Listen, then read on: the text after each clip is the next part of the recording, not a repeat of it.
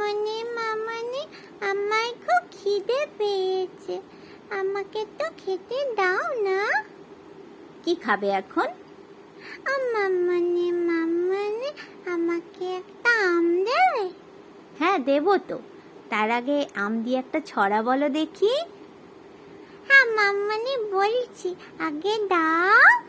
হ্যাঁ এই নাও ধরো, বলো তো এবার ছড়াটা। হ্যাঁ বলছি, আম পাকে বৈশাখে, কুল পাকে ফাগুনে, কাঁচা ঈদ পাকা হয় পোড়ালে তা আগুনে। বাহ, খুব সুন্দর বললে তো। নাও এবার আমটা খেয়ে নাও, তুমি তো গুড বয়।